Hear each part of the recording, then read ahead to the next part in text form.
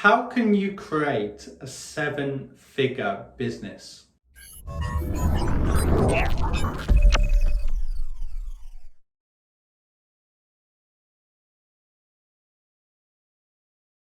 Hi everyone, so in this video I'm going to talk about how you can create potentially a seven-figure business.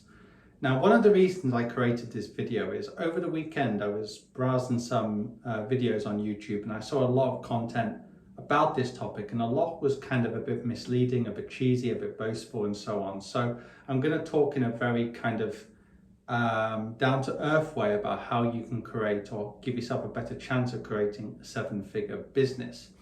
Now, first of all, I'm going to start with some definitions and assumptions, then some examples, and then talk about my story. So in terms of definitions, a seven-figure business is usually defined as a business with $1 million or euros of revenue. But for the purposes of this video, I'm going to make an assumption, and that's that a business which is a seven-figure business has seven figures in terms of revenue, but also reasonable profits. And the reason I say that is if you're making 5 million in revenue, but you're spending 6 million, you're losing money. That is pointless unless a company is going to buy you out. Now, we are going to get into this later in the video. It does depend on the industry. I understand that in the technology industry, there's a lot of firms that just want to reinvest their revenues, keep reinvesting, lose money or make very little money, and then sell out to a bigger firm. And that's always their plan all along, although it's a very high risk strategy and most technology firms don't succeed. But for the purpose of this video, we're going to assume that a seven-figure business is seven figures in terms of revenue and the profits are at least reasonably good anyway. So obviously for some people that could be 250,000, for others it could be 500,000, others it could be 800,000 or whatever. But we're going to assume for the purposes of this video that it's better to have a $1 million business and make 600,000 of profit, or a $2 million business and make $1 million of profit, than it is to have a $10 million business and to be losing money. So that's one of the assumptions we're going to make during this video. Another point to make is, obviously, no matter what you do, we always have to embrace that we can't control many things. So the first tip I'm going to give before getting into the main tip is only control what you can control. It is true there are so many things outside of our control, the economy, politics, and many other things. It's true that we can do whatever we can do and we might not succeed. It's a bit like saying there's plenty of people when it comes to their personal health who do all the right things, but they have a stroke at 29. That's obvious. There's no guaranteed routes to success in business. But obviously following what I'm about to tell you is an easier way for the majority of people out there. And a final assumption I'm going to make is that you didn't inherit any large amounts of money. So obviously if you inherit a lot of money and you already have a good business knowledge, that gives you an advantage. So I'm going to assume for the purposes of this video that basically it's a self-made $1 million revenue business, which is also generating decent profits, good profits as well. That doesn't have to mean you're making tens of millions every year in profit or whatever, but it's making decent profits. So kind of let's get into the video. The main kind of way that I've seen most people succeed without inheritance and without having to be super smart is simple. First of all, get a job, get good at it, create your own business, then focus on scalability, replicating what you've done, and so on. So let's go through that step by step with some examples. Let's say, for example, you're working for a real estate company and you're working in sales. Let's do a perfect or just a kind of textbook example. You're working for Knight Frank, for example, in their London office, a big kind of real estate company, or in their Cambodia office or whatever, Hong Kong office or whatever. You are trained up to do real estate sales. You get good at it over 5 or 7 years. You then think, I could start my own business in this because maybe on the side you've kind of learned digital marketing or whatever it is. You start your own business. At the beginning, you kind of keep it very lean. Maybe you do all your own sales, or your own accounting or whatever, or you outsource just a little bit. And then over time, you then replicate that. So in essence, this could mean, for example, that once you get good at something, you kind of replicate an advert. So another example would be, say, insurance. Let's say you've worked in the insurance industry for years, you get good at it, then you start your own business, then you do insurance adverts. Once you start your own business, you find an advert which has a good return on investment, you then replicate and scale that ad.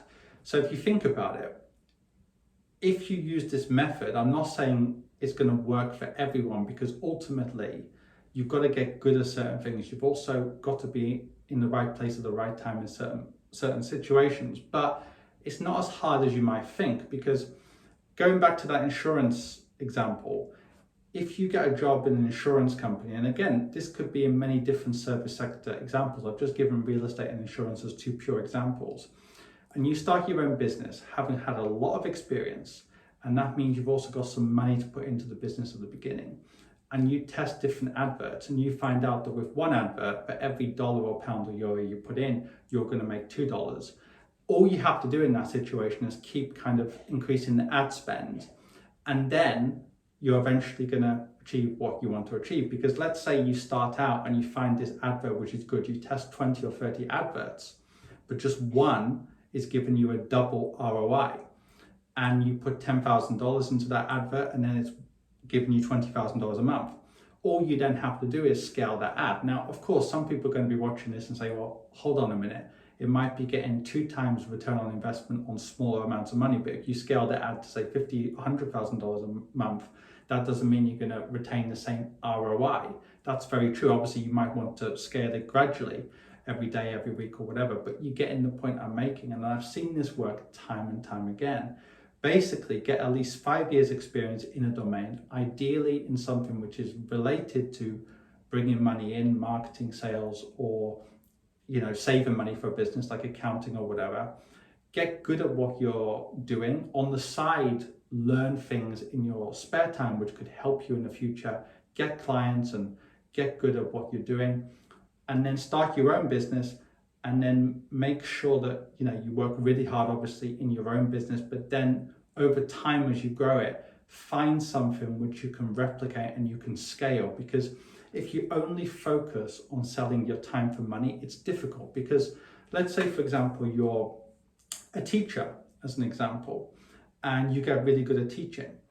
Ultimately, if you start a business selling your time for money, and you say, right, I'm going to charge £50 per hour as an elite teacher, for example. But at the end of the day, even though that might be making you much more money than you would make working for a company, you can't work 25 hours at £50 an hour, right? There's not 25 hours in a day. You've got to eat and sleep in addition to the 24 hours. You've probably got 16 hours in a day, most people have. Whereas in comparison, the teacher who says, right, I'm going to go online, I'm going to create a class for as many students as possible, and each person pays me, I don't know, £5 or £10 or dollars an hour for the class. That is scalable, because theoretically 100, 1,000, even 10,000 people could actually appear on your class. There are teachers like that who have created multi-million dollar per year businesses, because it's scalable. They build up their reputation. They were teachers, they got good at it, they got good at digital marketing, in turn they went online, and then in turn they could scale their business, and then in turn they could use some of those profits to reinvest into adverts and other things to further scale their business. So that's a big difference, right? So the steps are basically, when I say the steps, I mean these are the steps I've seen have worked more often than not. I'm not saying it works for everyone in all situations, and there are many ways of skimming a cat, but for the average person who isn't especially intelligent, who isn't especially special in any way, it's the easiest way to grow a very profitable business. Get a job in any industry, get good at it. That could be teaching, could be marketing, could be insurance or whatever. Also build up your skills on the side, ideally something like digital marketing or something which is important in the modern day. Start a business, maybe start smaller first, that's fine.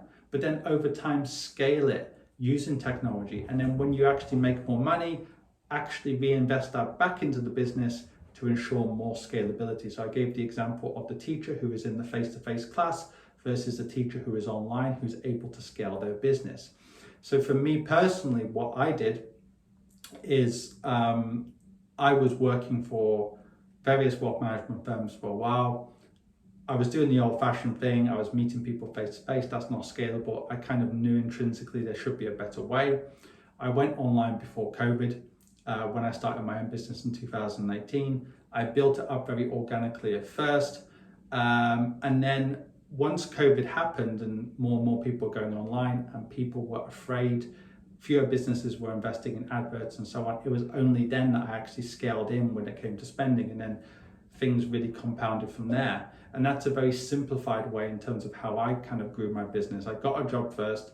I went online after I started my own business. I grew it organically when I was strong enough, and indeed when the environment was there because of COVID, to make it very profitable to do more stuff online with ads and whatever. I did that. Obviously I'm simplifying, right, because this video can't be 3 hours long, but you're getting the general point I'm making. I've also made a few notes here about our kind of tips that could help you. First of all, you don't need to reinvent the wheel. You do not need to be the next Elon Musk. You don't need to be the next Bill Gates. But breaking industry norms is quite important. What do I mean by that? Norms stand for normal. Normal actions will lead to normal results. Extraordinary actions are more likely to lead to extraordinary results. So when I started my business, it was seen as completely strange to want to do something so high trust, because I do expat and high net wealth financial services. It was seen as strange back then to do things online before COVID, but I did it. It wasn't socially acceptable. It wasn't seen as a norm in my industry, but that didn't stop me. Same for you. Do something which is abnormal. As the saying goes, sometimes you've got to break a few eggs to make an omelette. Break those industry norms, but that doesn't have to mean you have to completely reinvent the wheel. You don't have to reinvent a whole new product. You don't need to be an inventor or something like that. But if you're controversial, if you stick to your guns, if you break industry norms, if you're persistent doing these things and you try many of these ideas, you're more likely to succeed. Which brings me on to another thing, which is the numbers game. If you just try one idea and you give up once it doesn't work, then of course, it's unlikely you're going to succeed. But if you're always trying new ideas, especially when you're starting out, it's more likely one or two of those ideas are going to work. But that kind of leads me back to getting experience first in the domain. If you've got experience in the industry, it's more likely you've seen what can work, and you're more able at least to actually see how you can go to A to Z. Apart from that, take many calculated risks, learn to say no, and get rid of toxic people. I've made a little bit of a list here, which is why I'm looking down. Do not listen to people who tell you, oh, you can't do that, or people won't do that. So many people said to me, oh, people won't deal if you're online, they can't see you face to face. Or people even told me, oh, certain nationalities, like, oh, Indians won't deal with you remotely, or Africans won't deal with you remotely. Of course, it was a load of nonsense. But this is the point. Do not listen to the naysayers. Don't listen to toxic people. Focus on positive people. Put positive content in your system. So it's like, if you want to get fit and healthy, what's better?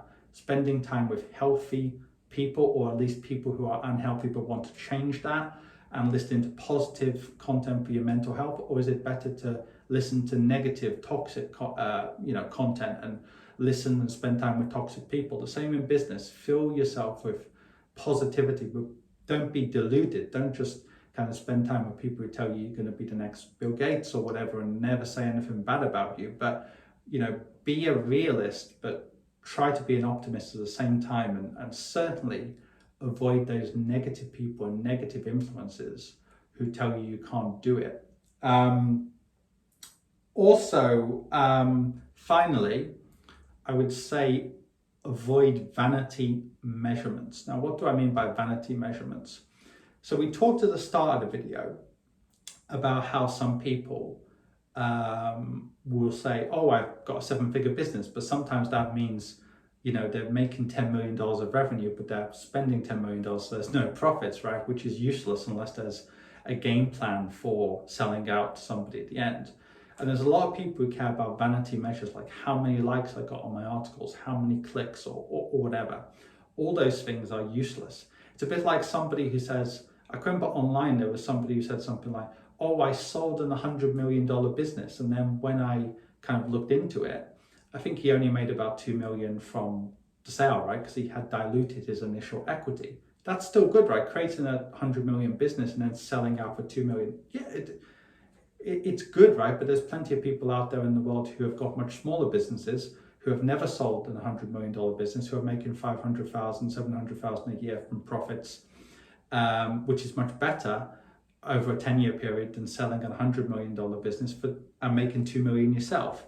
So if you see what I mean, don't focus on vanity measures. There's a lot of people they'll get licenses they don't really need in business just so they can say, oh, I've got this license, or they'll get this qualification because they'll say, oh, I've got this qualification in architecture and it'll look good on LinkedIn, or I've got this many likes, or whatever.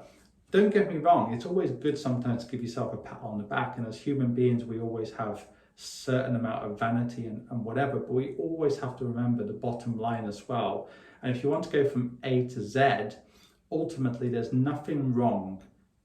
Profit is not a dirty word, because ultimately what a lot of entrepreneurs realize is you get to a successful business more often than not by serving other people's needs, by solving other people's problems, which is one of the things I haven't really spoken about much on this video, but that's another thing. If you kind of learn to solve other people's problems, it's more likely you're going to create a $1 million business. So getting back to the original so-called formula I told you about, which is so simple, so boring, but getting a job, getting good at it, then creating your own business, then scaling that business. But in addition to that, if you can solve a problem for people, it's more likely that actually that's going to be a quicker process. So for example, in China, I saw some people who were helping Chinese people get money out of China via investing in international property. That was solving a problem for some people who were struggling to get money out of China. That's just one example of many I could use. But if you can actually solve a problem for people, and again, you don't need to reinvent the wheel, you don't need to solve an incredibly complex problem, but if you can solve a problem for somebody in a cheaper, simpler way, it's more likely you're going to scale your business more quickly. And it's easier also when it comes to doing things like adverts. If you can explain to people very succinctly, this is how I can solve your problem. So for example, let's say if you create an advert and within 5 or 10 seconds, you can say, this is the problem. So for example, in many countries, people don't want to go to used car dealerships because they think the person is too salesy. If you have a simple advert online, which says, we are the first company in our area, or we're the first company globally who have a no haggle price. Our salespeople will not haggle, they will not push you. That's just one example I'm using, but you're getting the point I'm making. If you solve other people's problems, it's also easier to replicate and scale your business, because on the advert or however you're kind of scaling your business, you can show people why you're different, what value you're bringing. So you should never, and this is also another point to make, you should never actually feel guilty about making profits, because in business, in private business, profit should be considered a good thing. It amazes me how many people out there have anti-profit political beliefs, but they want to start their own business and they want to deep down make profits, but they don't actually say they want to make profits. I'm quite proudly a capitalist. I'm proud to say I'm looking to make profits, as many profits as possible as a business owner. You should too. You shouldn't feel guilty about that, because ultimately, if you actually create more value for your clients, you yourself are going to make more money. You're going to scale more quickly. Okay, everyone, hope that was useful. If my throat sounded a little bit croaky, it's because I got COVID about a week ago, but recovering now, and have a good day.